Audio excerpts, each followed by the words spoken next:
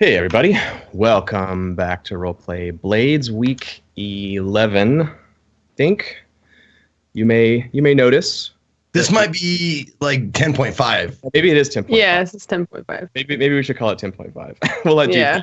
A special Blades in the Dark. After school episode. Blades in the Dark. Yeah, like Doctor Who Christmas episode.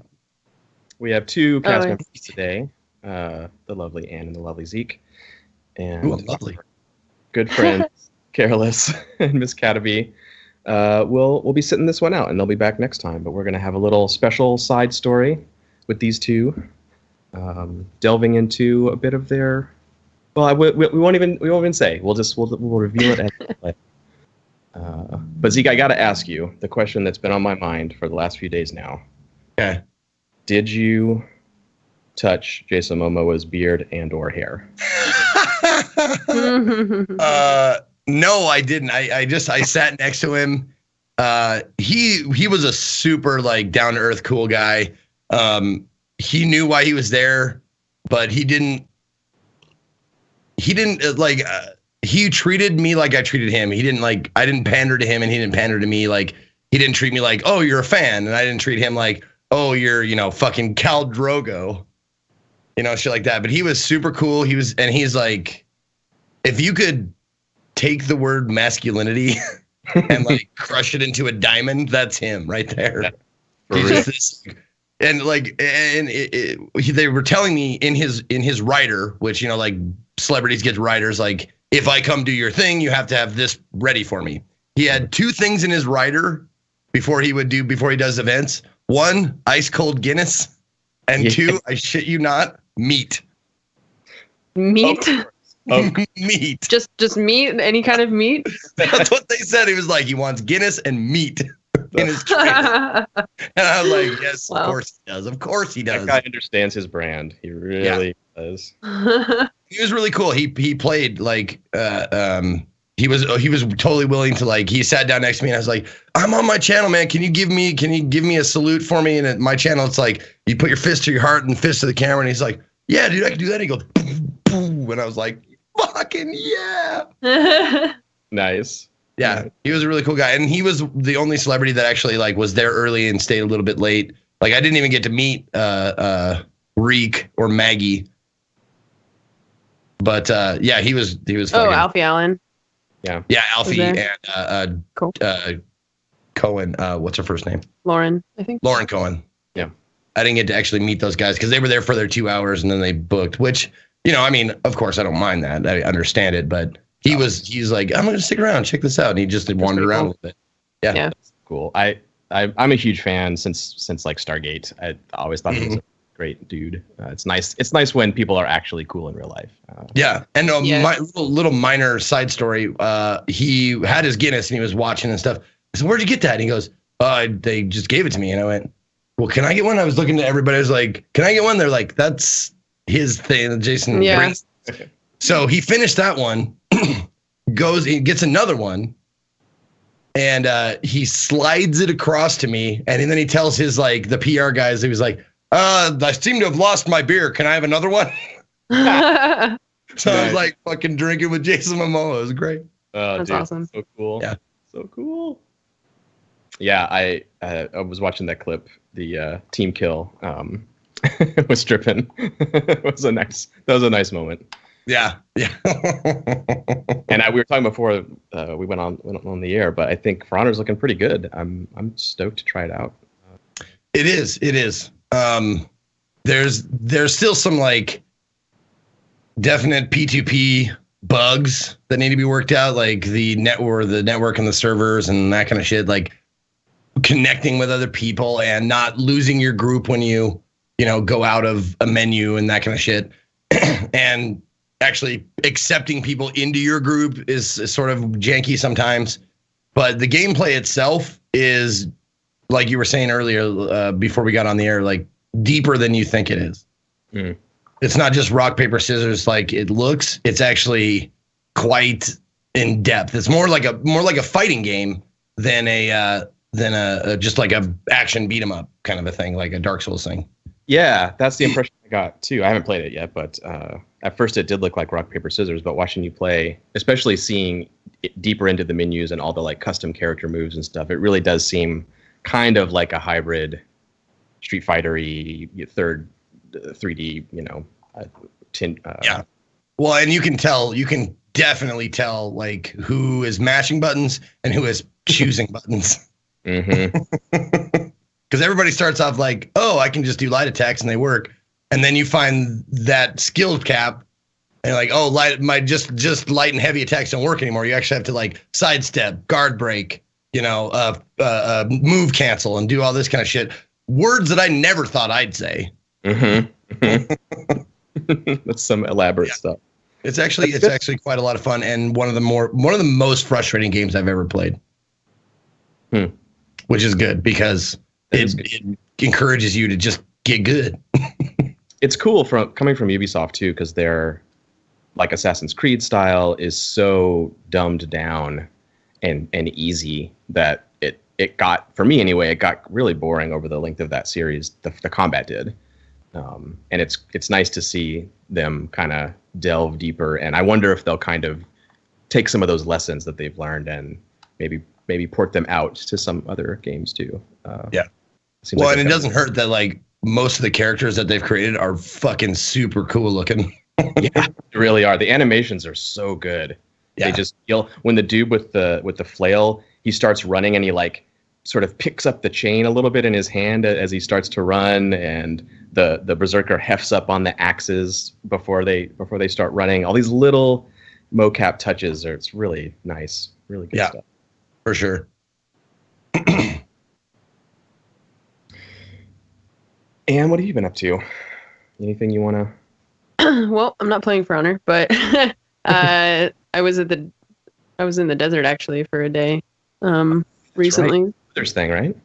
Yeah, my brother. So there's this thing called King of the Hammers, and it's like one of the hardest off-road races in the world. People come from like all over the place, and it's out in Johnson Valley, which is like actually just the Mojave Desert, and then like a city comes up out of the ground basically because everyone brings out like their big campers and stuff, and it's called Hammertown, which I think is pretty great. Nice. I just had Reinhardt quotes like in my head the entire time I was there. It was really cool. It was a lot of fun. It was insanely hot. I'm used to right now it's like 62-ish degrees, and we went out there and it was like 85. And unfortunately, this was my brother's first year racing. He didn't do quite as well as we hoped, but a lot of people like don't finish. And thankfully, the problem that they had was like a mechanical failure that wasn't their fault. So, but yeah, it was really fun. It was a good time. That's the first time I've been out there, so I'm excited for next year now. I want to get a dirt bike so I can, because everyone else like they go off on the race and they give you 10 hours to finish the race. So you see them, you like send them off, and then you're just like, all right, we'll see you in a few hours, so it'd be kind of fun if I could just go out and do stuff rather than just walking around in the sun feeling like I'm dying. Yeah. So it's I played For Honor in the beta, and it was just like, I feel like I have that feeling of it's so frustratingly difficult if you're not like, especially when I feel like in the beta too, I haven't played in this beta, but I played before, and I felt like everybody I played against was already so good that I would get matched up with these people who have like hundreds of hours in the game or something already, and I'm just like, I can't keep up with this. So I'm also not a huge fan of games that are frustrating. Like Zeke was saying, it's really frustrating, and that pushes you to be good. And I get frustrated, and then I just give up. So I don't know what that says about me, but that's the kind of like gamer I am, I think. So yeah, I don't know. And well, you have like a better natural talent for that kind of stuff, so it wouldn't be nearly as frustrating for you, I wouldn't think, because people who are good at games walk into For Honor being pretty good. I was pretty bad at it when I played, so I'm probably gonna try it again and try and like really put time into learning it. I think before I had the misconception of it being kind of like hack and slash, like not really strategic. So I think that was part of the problem. I might try it again. We'll see. So if you had your choice, your druthers, would you be knight, warrior, or Viking? Or knight, samurai, or Viking? I don't know. I don't know the difference between them other than I know what a knight and a Viking is. Oh, you mean just for the faction, like what faction you would support? Yeah. I don't know. I don't know what their skill sets are. I don't know what I'm choosing. I'm saying beyond skills, knowing what those things are. Knight, fancy yourself? warrior, or samurai? Knight, samurai, or Viking? What would Viking. Viking, yeah, baby, that's what I'm talking. Viking, yeah. I knew it. I'm making a Blades playlist. Actually, I have spent so much time listening to pagan Old Norse like ambient music from like Norway and shit. It's just like, yeah, I don't know. I'm pretty excited about that playlist too. I found like the perfect songs for Careless. Yes. So excited. I can't wait to hear it. I'm super psyched. Yeah. Maybe we can play it for breaks during the show. Yeah. All right. Cool. We only have a 3-hour episode, so we should probably dive in. Here, let's dive in. Yeah.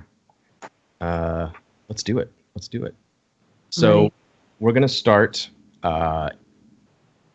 craning down from the black sky of Duskwall towards the library, hidden beneath the abandoned manor in Brightstone that we all know so well, the lair of the last word.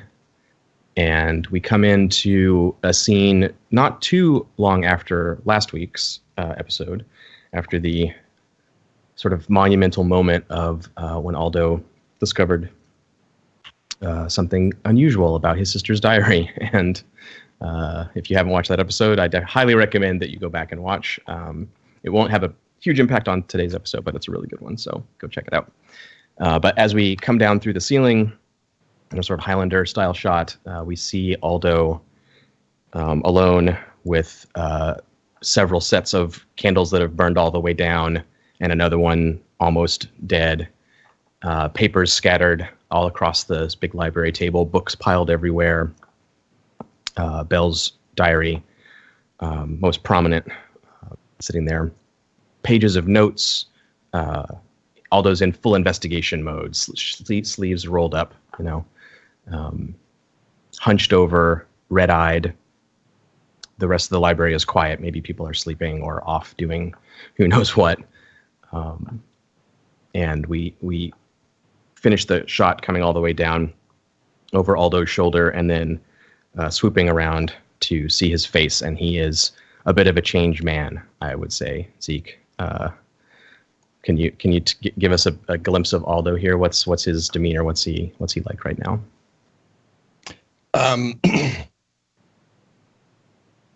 He is. He looks like a man possessed. He's hunched over.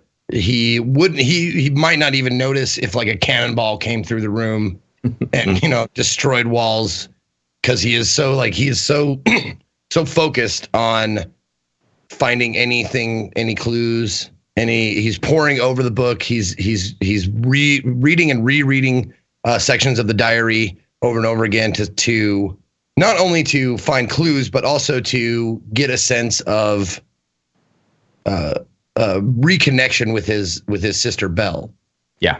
And it's the only thing he has to connect to her anymore. And besides of course, Rune, and he's not ready to ask Rune to do or help yet. So what he's doing is he's reading through all the chapters, going back, making notes, marking things on a map of Dustfall and stuff like that. And he's saying, okay, this seems like she was describing this place, this ship, this person, this building. Yeah. That kind of stuff. And he's making notes in a book that's like, filling up with, his drawings and writings and whatnot. Mm-hmm. And in his studies, he comes across, as he is studying, let's get the broad picture. As he is studying, he feels himself getting more and more withdrawn from the world. Like everything starts to fall away, and there's only the diary and his thoughts. Yeah. And it starts to really, like, if you've ever fallen in love, it's kind of like that. It becomes an obsession. It becomes nothing else matters. Yeah. And so that's what he's going through right now. Nice. I think cinematically we see that too, like the light the library itself around you like sort of fades away into shadow, and the candlelight flickering on the pages of the diary almost looks for a moment like the handwriting is alive, is being written almost, you know. And we see the notes on the map. I think you're studying, right? That sounds like what you're doing to me. Aldo is taking this Hail Mary study here to try and piece together the mystery, right, from what Belle told you last time and based on your own sort of investigations here. Yes, and the reason why he's not just studying one thing or trying to figure out is because he wants to know what path she took to get her to where she ended up. You know, it's not just the symbol of the bee that he is studying, it's how she got into this position and that kind of stuff, because Aldo is going to punish everyone along that path if he can. Yes, he is. So he's thinking about tearing down the whole world, I think is what he said. Something like that. Yes, tear down the world. So let's do a study roll. Okay. So study roll, I'm going to push myself. Okay, you gotta push yourself for a bonus die. Yep. Which takes me all the way to. Well, should we do that after the roll? Well, I think I know what you're gonna say. You can go ahead. It will happen after the roll, but okay.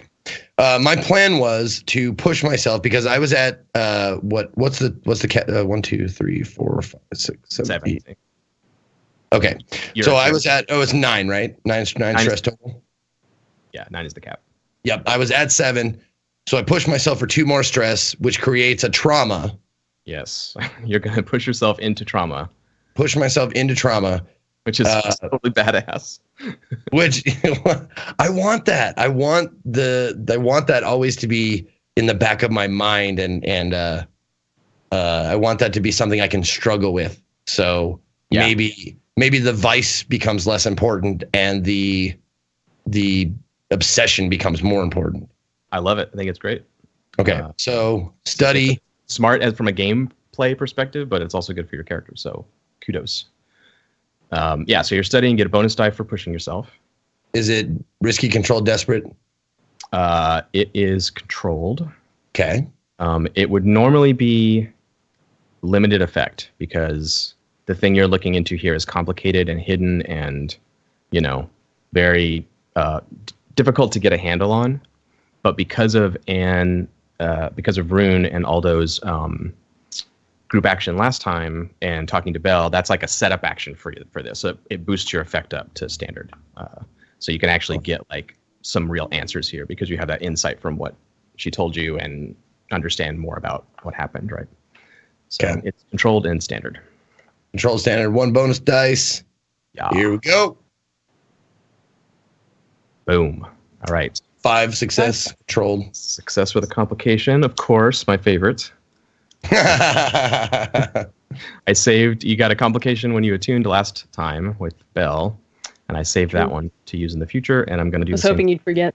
Here, nope. That's a very important one. So I'm going to do the same thing here. There's a complication, but we're not going to see it manifest right here and now with Aldo. It's going to be something that I'll bring in later on, probably with the other one. They kind of go together. So. Okay. So your trauma is going to hit you. Aldo is basically going to be like taken out, right, by this. When you suffer trauma, you're taken out of the conflict. If this had been a failed roll, for instance, like you couldn't just try again right away. The trauma would have taken you out. So there was a risk here. Which trauma are you choosing for your trauma? Let me open that back up because that was the one thing I didn't open up was the handbook here. Give me 1 second here. I think it's on your character sheet too. There's a list. Oh, is there? Okay. I think so. Yeah. I right next to the trauma sheet for a while, but it should be there. Oh, right. Oh, there we go. Okay. There's cold, haunted, obsessed. I can't read that one. Reckless, soft, and unstable. Paranoid. Okay. Now that's weird because it's definitely either haunted or obsessed. Yeah. the way it would manifest, the way I understand it anyway, like, you know, you're the player, but obsessed is like, you know, what you would think, like you're focused and driven and ruthless and desperate, and, you know, this thing consumes you and you're very focused. It's like high level of attention. I think of it as like the ADHD version of that, where sometimes you go into these reveries and you like get lost in thinking about the past and think about Belle, and you kind of like lose track of what's going on. And you know, that's the way I think of it anyway. Okay, so obsessed it is. Obsessed it is. Yeah. Cool. So I think the way it highlights it on the sheet. How nice. Yeah. Thank you, Tim Denny, once again for your awesome Roll20 blade sheet. It's super cool. So yeah, the trauma, I think, like getting taken out by obsession, right, would be, we see this redoubling of, like, Aldo has a eureka moment, and just, you know, tease the audience in the TV show, the camera moves back so we only see his face, and we don't see what he's seeing. We don't see the revelation that he's had, you know, as he's looking at these different pieces of these documents and books and things. But we see the obsession strike him, and this kind of like, like you just put the pieces together in some way. And the darkening of the library continues, and it continues on Aldo's face, these shadows cast across his face, and he seems to sort of fade back into the background. The camera goes down to the diary, and the pages are gently blowing like they were before in a indoor wind for some reason. And they gently turn, and the camera tilts up on the diary, and we see the top of this page in Belle's beautiful handwriting saying, Duskenvorn Eve, it's snowing today. Exclamation point. You know, she's excited. I think Aldo and I will go to the park. And as we're going down the page of letters, the camera zooms and zooms and zooms until the marks of the strokes of the letters start to resemble the streets of the map of the city. And we're coming down out of the dark sky and clouds and falling snow into this day in Belle's diary, this day in the past. Drifting down towards Crowsfoot, a little south of Crowsfoot, actually, towards a market in Char Hollow Market. And we see vendors setting up stalls and calling out for customers, selling their eels and mushrooms.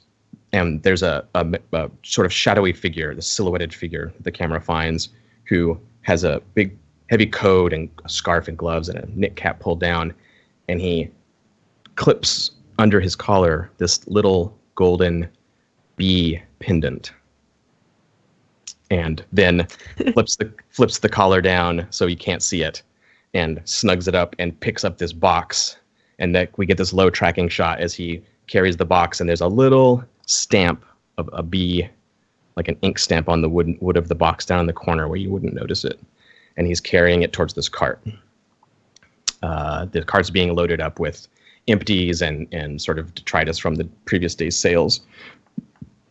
And he passes it up to this guy who's loading the cart, and they have a little bit of a nod, conspiratorial nod, and they load it on, and then the cart rumbles forward north across the bridge, heading towards, on the map there, if you zoom in, you can see there's like a little tiny red arrow that's pointing at a building.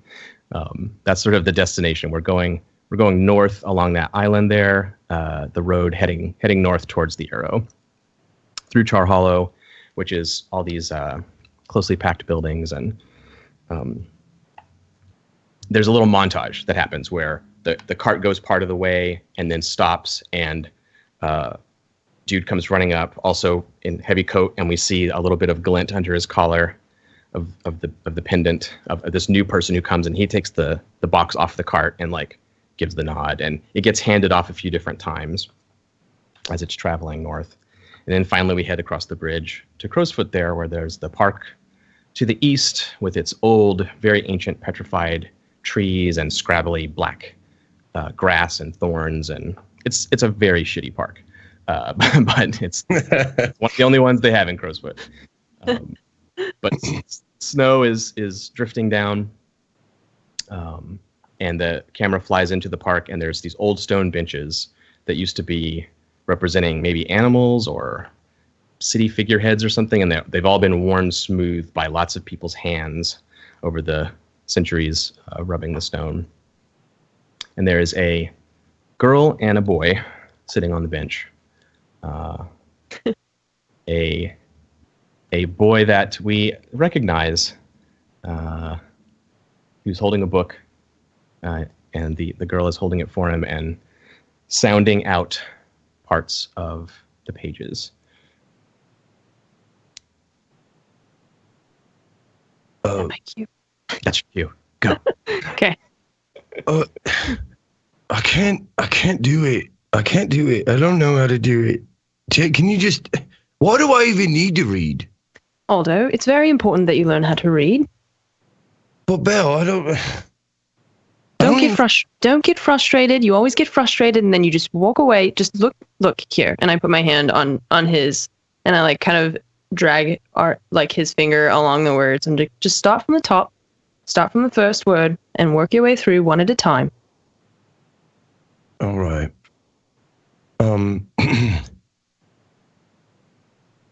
The cat. The cat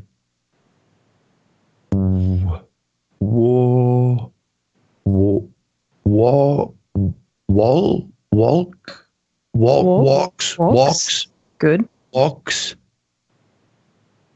in the moonlit.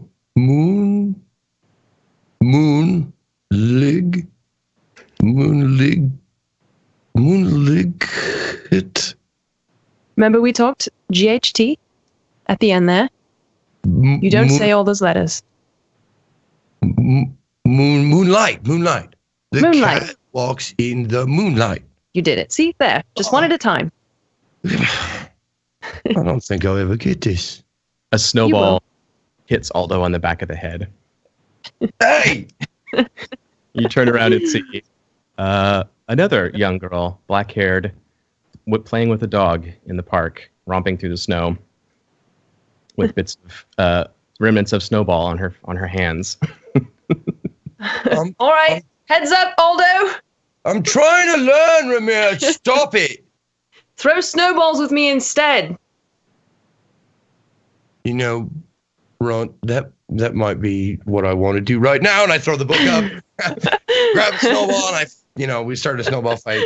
Belle rolls her eyes and puts the book away and just, is like, all right. And eventually grabs up a handful of snow and runs over to Ramira and Aldo and Myth playing in the snow. We linger on that for just a moment until a voice cries out from the street over there by the park, just across the park.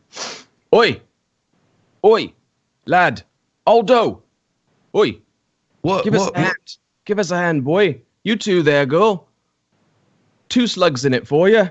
There's a guy with a cart it's too wide to go down the little narrow street around the park there. And he's like stamping his feet in the cold and impatient. He's holding that box that we've been following.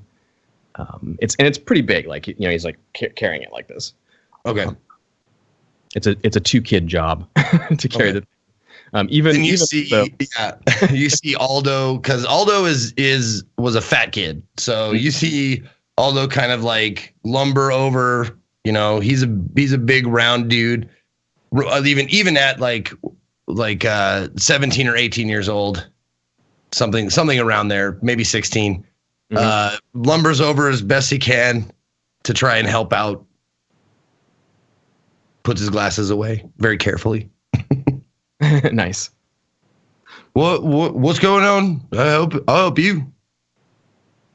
So he looks dubiously at you, because he doesn't think you can handle it until maybe Ramira maybe walks up. behind you, and then he's like, all right then. 2 slugs apiece, I said. Kristoff, you know Kristoff. And he like looks at Ramira and kind of recognizes you. He's like, oh, yeah, Ramira. Box needs to go to Kristoff, yeah? Think you can handle that? All right, slugs first, though. No dilly-dallying. Don't go anywhere else with it. And don't look inside, all right? All right. I All put my hand out. I want payment first. He like I follow suit. levers the box up the cart so he can get his hands free, and he digs around in his pocket and comes out with it's like at 5 because he like mishandles the slugs. They're like little chits kind of. They're made of lead that you can like redeem. They're not like gold coin or silver coin. They're like just little cheap like pennies kind of. But he mishandles 5 instead of 4 and just like realizes he can't easily adjust and just is like and dumps them into your hand like fine, whatever. And then hands you both the box so you both get like an end of it. And Myth comes bounding up and like sniffs and barks a little and like runs between your legs. And what kind of dog is Myth? And what like Doberman. A Doberman. Ooh, right. Yeah. Nice. Like fully grown at this point, like fairly. Yeah. Good. Nice. So Myth actually like headbutts the dude playfully in the thigh, you know, like pet me, and the guy's like, ugh, and like just kind of drops the box into your hand. And it's like, all right then, yeah, good dog. Run! Come and get Myth. All right, I'll be right there. She like comes walking down the hill, like trying not to fall in the snow, and like gets down to Myth and like pets him on the head and is like, "Come on, Myth, let's go." So now Ramira and Aldo are holding a crate. Yeah, it's like a wooden crate. Okay. It's like packed with straw and it's nailed shut on the top, and it's like a packing crate thing, but it's cool. Kind of heavy. Jingles around like glass, kind of a little bit, maybe bottles of booze or something. So when we're like walking away with this crate, and the guy I'm assuming has left or gone somewhere. Yeah, he kind of like watches for a second to. Not suspiciously, but like, you know, you're like Crowsfoot Street kids. He knows who you are, but he kind of watches for a second and then is like, meh. Okay, cool. Gets back in the cart. Yeah. So I like make sure that the guy's like out of eyesight. I'm just like, Aldo, you know when you should look in a crate is the very time when they tell you not to look in a crate. What? He paid us already. So he did pay us. Well, we shouldn't do that. We said we wouldn't. Yeah, no one will know. We can just look in for a second. Well, are you sure they won't know? No one will notice. And I like set my end of it down kind of unexpectedly because I was just like, I want to look inside. You guys maybe like go out of sight from Belle and Myth where they're in the park. You go down an alleyway towards Kristoff's place and you're out of sight. No one can see you. Right. So our job is to take this to Kristoff's place. It's just around the corner. Okay. It's like, you know, less than a block from here. Okay, gotcha. Okay. Yeah. All right. If you say so. Hope we don't get caught. So, do I need to like pry it open, or is it just like can I just lift the lid? I don't know. You maybe find a old pipe or something in the alleyway that you can lever in like a crowbar and like pop the top off of it. Okay, cool. Do I need to do like a fortune roll or anything? I'm not sure how we're doing the rolls this time. I mean, let's do a roll just for fun to see, because like maybe you'll just ruin it so it's very obvious that it's been broken. Okay. Yeah, if you fail, I can wreck it. Oh god. Okay, so I'm just gonna do a fortune roll. Since we're doing the flashback, let's talk about that for a second. Like instead of remaking your characters as like, oh, what would they have been like X number of years ago when they were younger, and how many dots should they have and everything, and how, you know, instead of trying to do all of that, Blades has like a sort of core mechanic called fortune rolls that let us kind of assign dice to a situation or to an event and then roll them and see how it turns out. So we'll mostly use that, maybe only use that during the flashbacks, just to keep it simple, so we don't have to try to figure out like, well, if I had 2 rec in the other timeline, then I must have 0 rec. Now, we're not going to do that. Right, sure. Right. Just sort of eyeball it and use the simple game mechanic to resolve stuff. So I think for Ramira, cleverly breaking open a wooden box so that no one can tell. I don't feel like that's like a huge dice pool. Yeah. I think it might not. Maybe it's just one actually. Okay. That's what I'm feeling. It's just you're going for it. It sounds like you're not being super careful and you're not Trying to open a crate with a pipe. So You're just this will be fine. Let's do it. hey, a 1. Wow.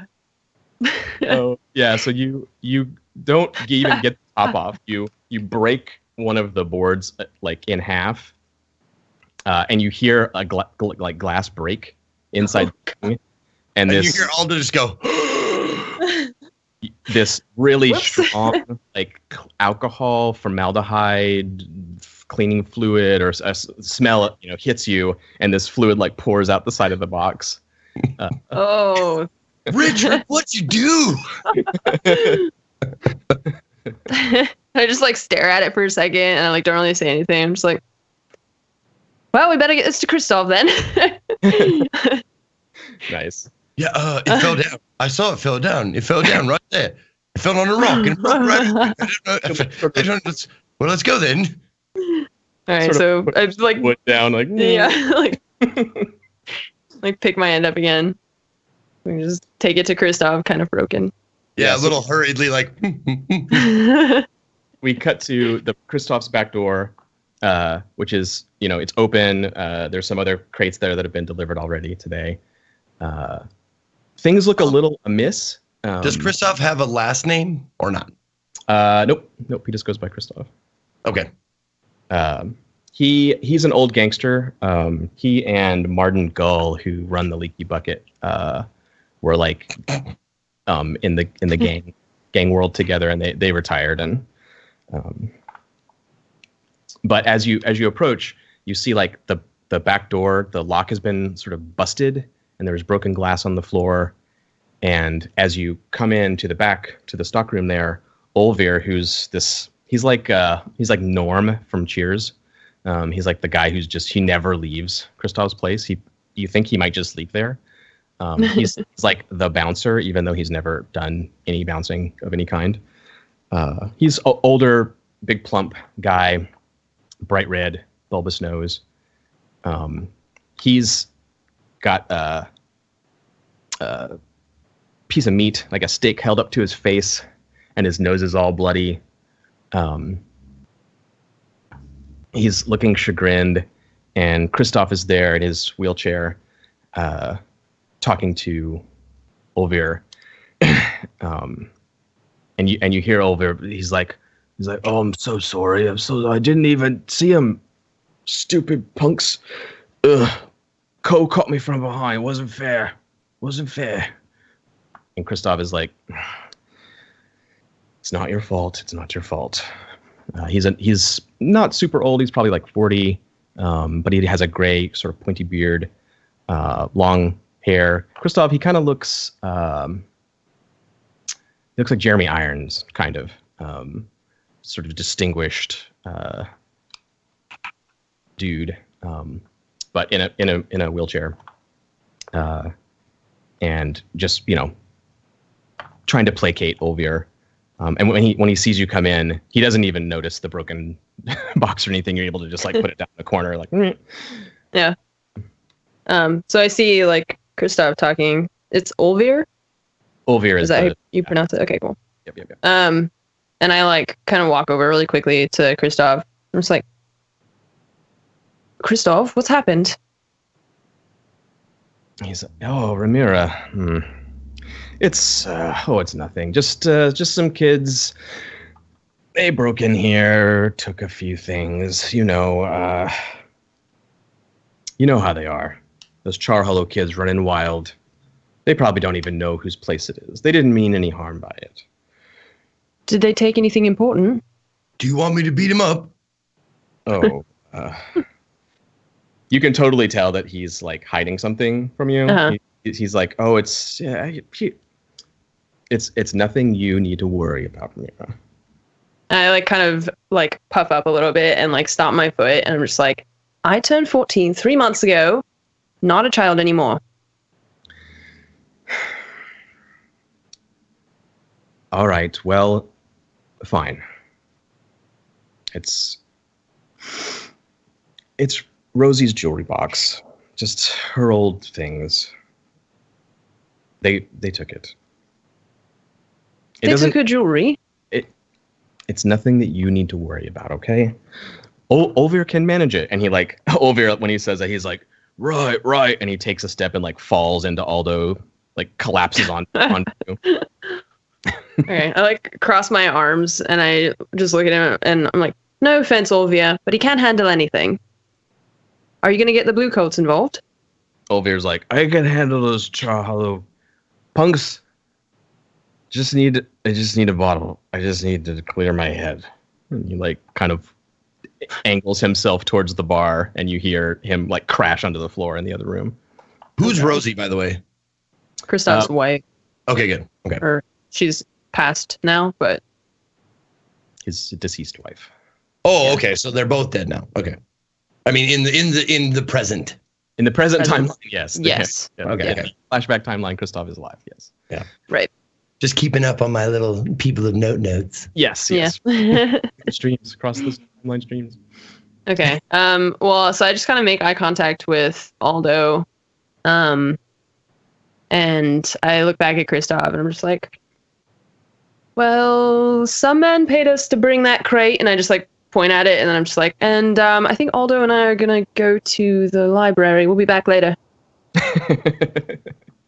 Nice. So we cut to an outside shot of the two of you like leaving. Yeah. And I'm leaving, and I'm looking at Ramira. We were just at the library. Why were you gonna go back there? We're not going to the library. Well, no. Someone- You said, No, someone took my mother's jewelry box. We are not going to let them get away with that. Oh. All right. All right. You're getting there now? Yes. I got it. Well, they said it was Char Hollow kids, and I think I know exactly who can help us. I have the person for the job. You got a friend? Are you ready? Char Hollow? We're going on an adventure, Aldo. Are you ready? Yeah, I'm ready.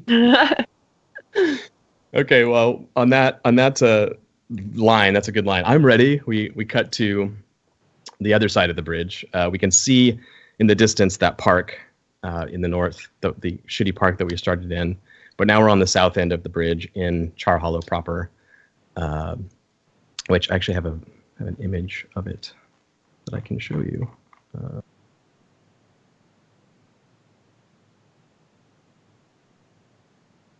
I need to drag you over there in Roll20 so you can see it.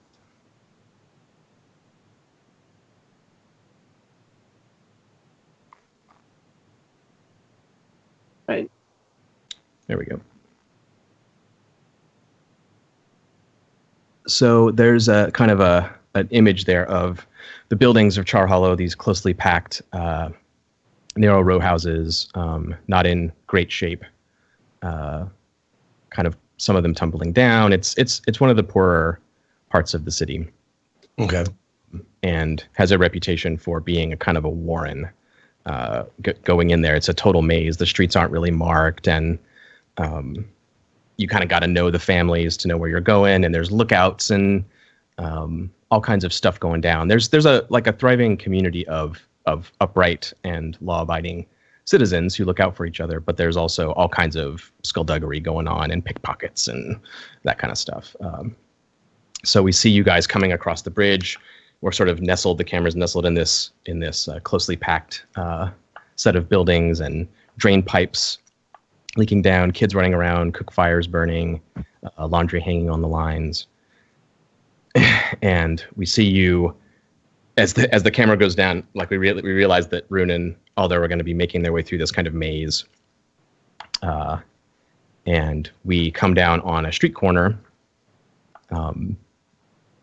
Right about the time Ramira and Aldo are making their way out of the maze into this little public square. Very little. It's like 12 feet on a side. There's a well in the middle. And leaning up against one of the buildings is this young punk-looking street rat wearing a totally ridiculous jacket with like several collars on it that looked like almost hand stitched on for cool factor. Whoa. Let's not be unreasonable about the jacket here, John. The jacket is awesome. It's the greatest jacket they have ever seen. And in fact, I think that as we get the slow pan down, right? This is when the soundtrack changes from like whatever ambient, like, you know, pseudo medieval music we have, and the first horn stabs of that DMX classic X Gon Give It To You starts coming in. And we're seeing this kid, and he's obviously trying to look cooler than he actually is. Like, he's got that shitty teenage like pencil mustache that's just the product of not shaving, and he's looking all tough in the shade of his tricorn hat and doing like the pass off. So people will come up to him and give him money, and he'll like take their money and nod and like look down an alley and like give a little hand sign, and then send the people down the alley. And he looks up and he sees Ramira and this fat kid coming down the street to him. And all you get after the moment of recognition is just the like, yeah, what up? And then back to business. Just the trade-offs, like keeping that business going. Yeah. Nice. I just let X gonna give it to you. Yeah, no one can hear this, but Canter can hear this. Canter hears it, yeah. Yeah. Perfect. All right, Canter. How's it going? Yeah, you know, what up, girl? I'm busy. Yeah, down that way. Don't give me the money. Give him the money. And Canter, he turns to some other kid, like some slightly younger kid than him, that's not nearly as well dressed. And he's like, "Yo, BB, you're up. I gotta, yeah." And I like step off the corner, and just like seamlessly, this other kid steps in and like takes on the attitude, the like, "Yeah, back up, back the fuck up," and like starts the hustle. And I like step aside, I step out of the traffic. Off to one side so I can talk to you. And yeah, and I when was the last time I saw you? Like, how long has it been since we hung out? The last time we were both in juvie together. Yeah. So a couple of weeks. Yeah, right. Not that long. Yeah. All right. Yeah. I think you probably got out before me. Yeah. And yeah, so I'm like, good to see you back on the street where we belong. Who's Toby here? This is Aldo. Don't call him that. This is Aldo. Yeah, I look. Acquaintance. Yeah, I look over at you, and kind of look you up and down. What are you wearing? I'm nothing too fancy. Just like probably regular like street rat clothes. Nothing like in tatters. But you definitely can tell these clothes have been handed down for like 20 years. They're out of style. They're as clean as you can make them after that. They've got patches on them and shit. Like, my shoes are probably coming apart of the seams a little bit. But you see, like, I have like a jacket that's probably way too small for me, with like glasses stuffed in the front pocket. Yeah. I think that's actually the thing. Probably, probably everything's a bit too small for me. Yeah. I give you like a long judgmental, like top to bottom, then back on up to the top floor, and I pause on the glasses for a second, and then I just direct my attention back to Ramira, and I'm like, what are you doing in Char Hollow? Well, we've got a bit of a problem. Someone broke into Kristoff's. They took Rosie's jewelry box, and they said that they were from Char Hollow. So you need a little muscle, a little that pop, right? Yeah, I'm down.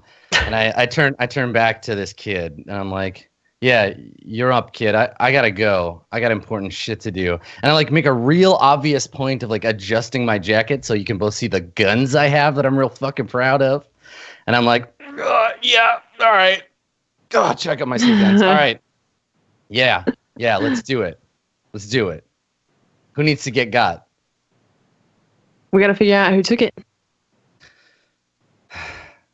Like, all right, well, I already said that I'm down, so I like look around. I'm like, you got any leads? So, Adam, this is actually something that Canter would probably know, because you're like you're a obviously very important crime figure.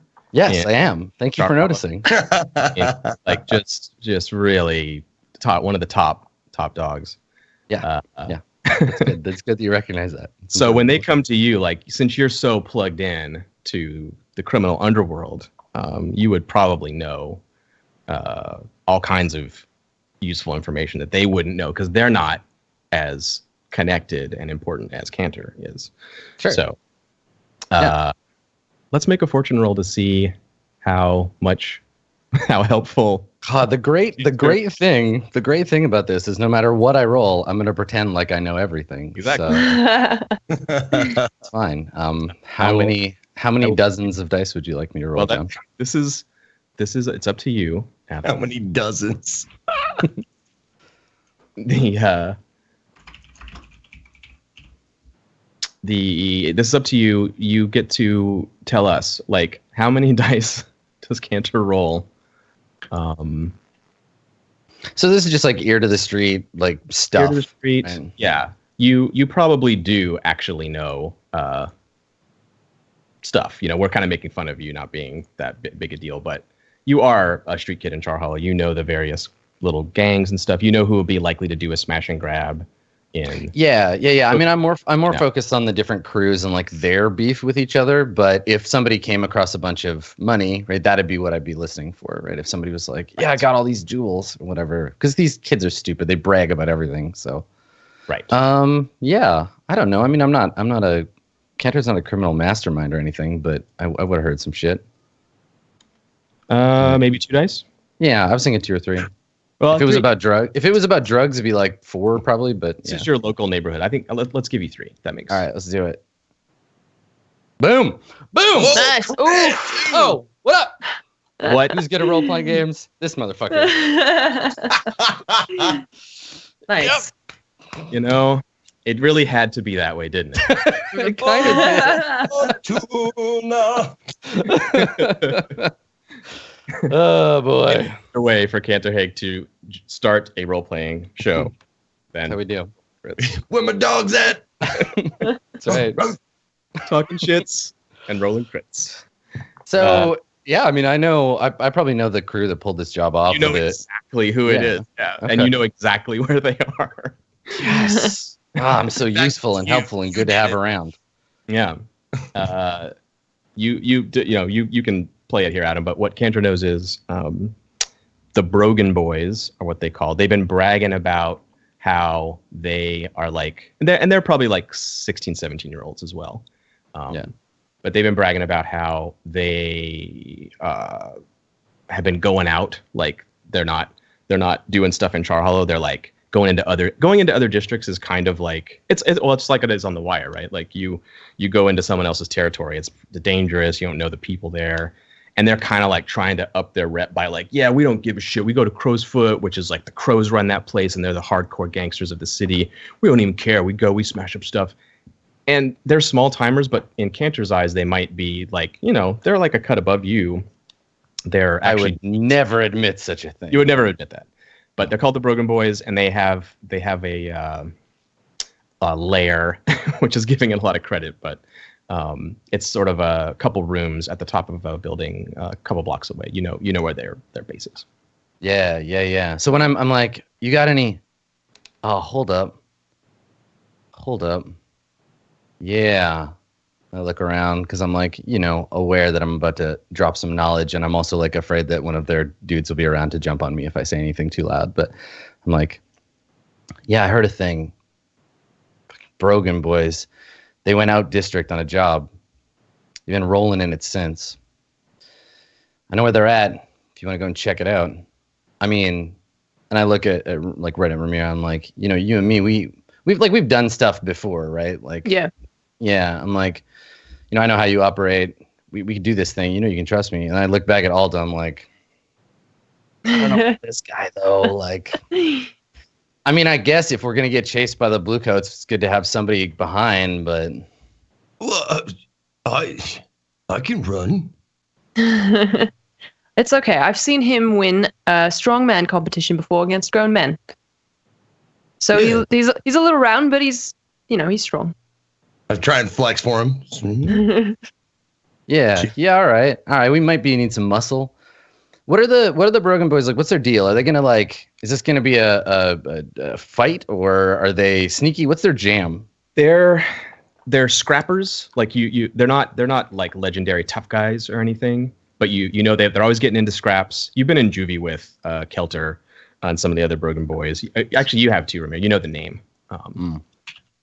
They're not super tough, like dangerous fighters necessarily, but there's a bunch of them. There's like 6 or 8 of them. They're mostly about like run-ins, like actual smash and grab, like run in, grab everything they can that isn't nailed down, and run off. That's kind of their MO. They know the territory real well. They're good at running around and parkour robbers, I guess is what you would consider them. Cool. They sound like real cool dudes. We're gonna go fight some acrobats. I'm excited. Yeah, we're gonna go fight Tim Drake up in this piece. Cirque du Soleil. Squad from Batman 2. Yeah. Right. yeah.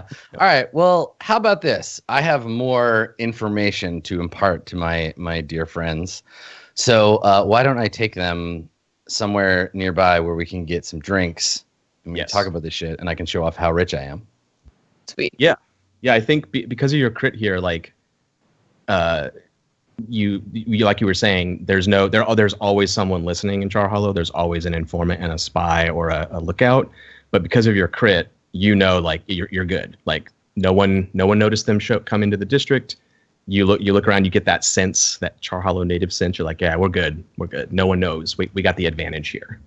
But maybe we'll take our first break slightly early, and then when we come back, we'll have a little powwow at the watering hole. I'm about it. Yeah. Cool.